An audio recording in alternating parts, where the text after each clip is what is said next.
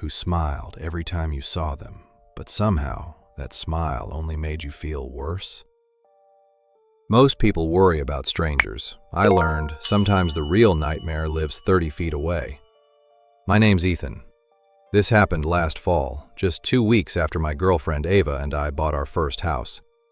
It wasn't fancy, just a small place on a quiet street outside Atlanta. Exactly the kind of neighborhood where people wave when they mow their lawns, or so we thought. Our neighbors on the right were an older, retired couple. Across the street was a family with 3 loud kids.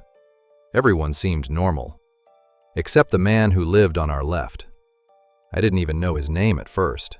The curtains in his house were always closed. His porch light stayed on all night, and every time I walked outside, I had this weird feeling someone was watching me. One afternoon, Ava froze while carrying groceries. "Don't look right away," she whispered. "Left window." I glanced over. There he was, standing perfectly still behind the curtain, only half his face visible. The second our eyes met, he stepped back into the darkness. We laughed it off, figured maybe he was just awkward, but after that, we started seeing him everywhere. Every morning when I left for work, every evening when we got home, sometimes upstairs, sometimes downstairs, always inside his house, always watching. One night around 1 in the morning, I couldn't sleep. I walked to our bedroom window. His upstairs light was on, and he was standing there again. Only this time, he wasn't hiding. He was staring directly into our bedroom, completely motionless. I pulled the blinds shut. The next morning, there was a knock at our front door. It was him. He smiled like we'd been friends forever.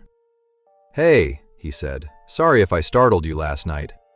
I was fixing my blinds." His explanation didn't make any sense, but before I could answer, he laughed.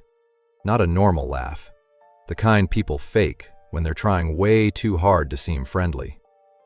For a few days, things were quiet. Then Ava woke me up around 2:30. "I heard someone outside."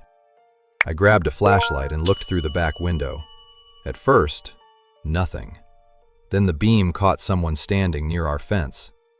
He wasn't stealing anything. He wasn't moving. He was just looking at our house. The light hit his face. It was the neighbor. The moment he noticed me, he calmly walked back through the side gate and disappeared. Not ran, walked, like he knew he had all the time in the world.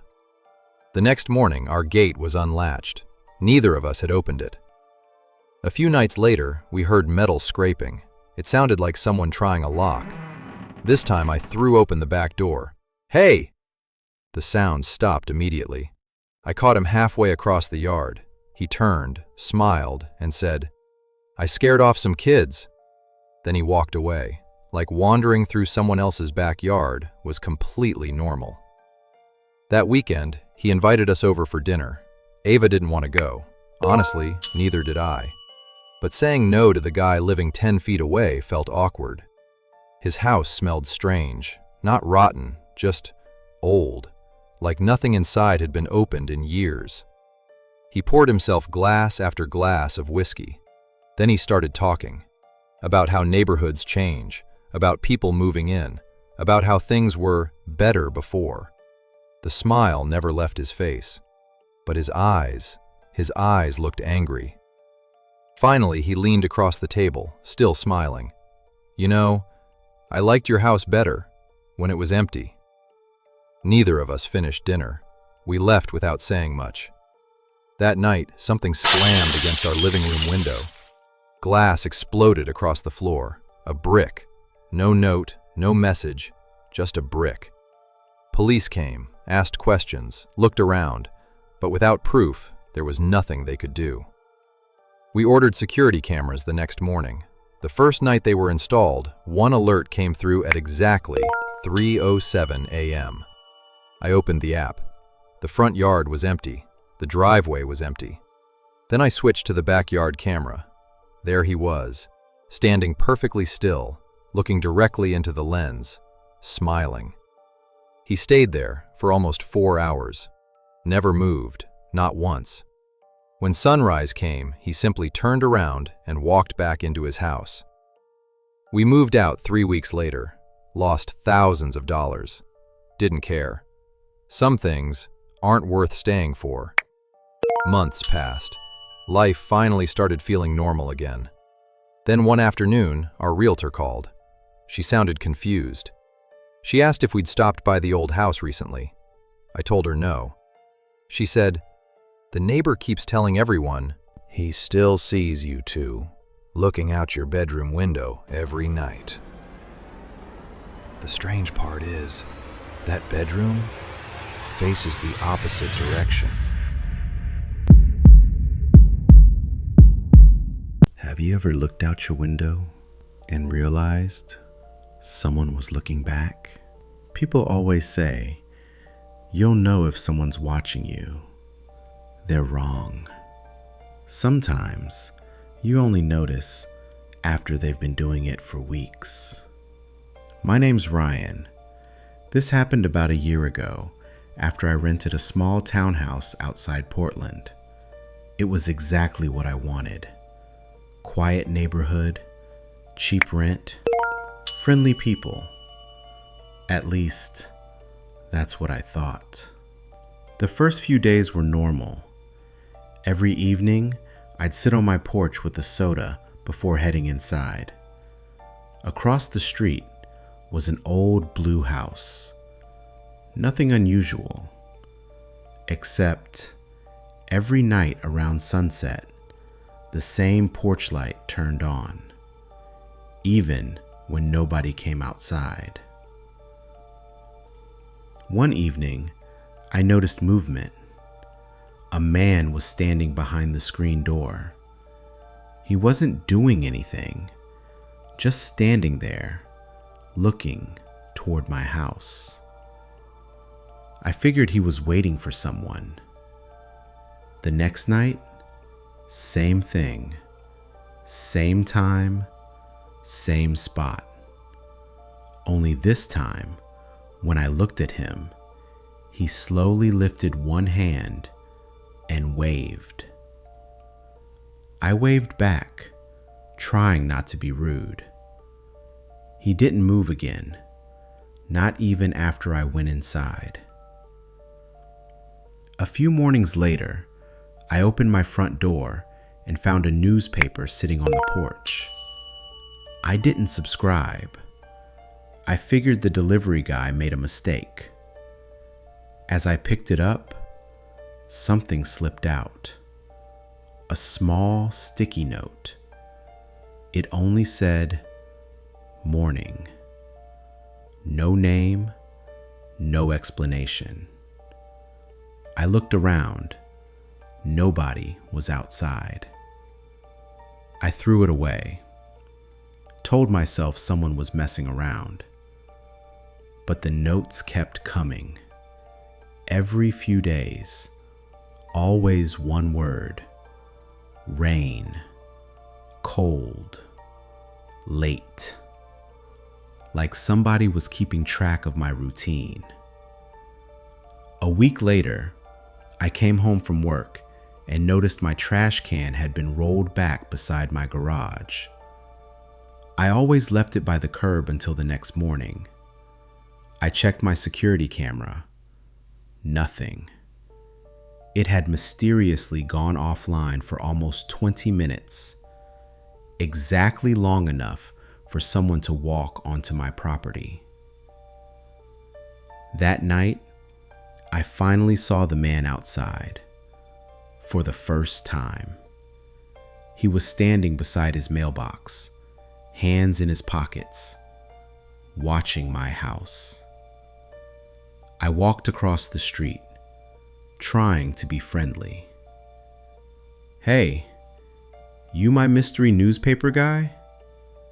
He smiled, small, almost polite. "I just like helping neighbors." Then he walked inside. Something about the conversation bothered me. He never answered my question. The next weekend, I left town to visit my brother. Only one night. When I came back, My living room smelled like fresh coffee. I don't drink coffee, never have. I searched the house. Nothing was missing. Every door was locked. Every window was shut. Then I noticed something strange. The kitchen chair had been moved, just enough to face the front window, like someone had been sitting there, watching the street. I changed every lock that afternoon. 2 days later, a small package appeared on my porch. No shipping label. Inside was my favorite brand of microwave popcorn, the exact flavor I always bought. There was another note. You forgot snacks. My stomach dropped. I had never spoken to anyone in that neighborhood about what I liked. That night, I didn't sleep. Around 3 a.m, my motion light turned on. I checked the camera. The man was standing at the end of my driveway, not moving, just staring. After almost 5 minutes, he slowly pointed toward my bedroom window, then turned around and walked home. The next morning, I called the landlord. He got unusually quiet, then asked, "The guy across the street?" I said yes. He sighed. He doesn't live there. Apparently, the house had been empty for almost 6 months. The real owner lived in Arizona. Neighbors occasionally reported seeing someone around the property, but every time police checked, nobody was ever inside. I didn't believe him until that evening. I watched from my upstairs window. The porch light came on. The front door opened. The man stepped outside, walked halfway across the lawn, then kept walking, straight through the locked front gate, without opening it, like it wasn't even there. I packed a suitcase that night, didn't wait until morning. As I backed my truck out of the driveway, I looked toward the blue house one last time. The porch was empty. The light was off. I actually laughed, thought maybe I'd let paranoia get the best of me. Then my phone buzzed. One new text, unknown number. It contained a single photo, taken from inside my empty living room, showing my truck driving away. The good neck underneath only said, "Drive safe, neighbor."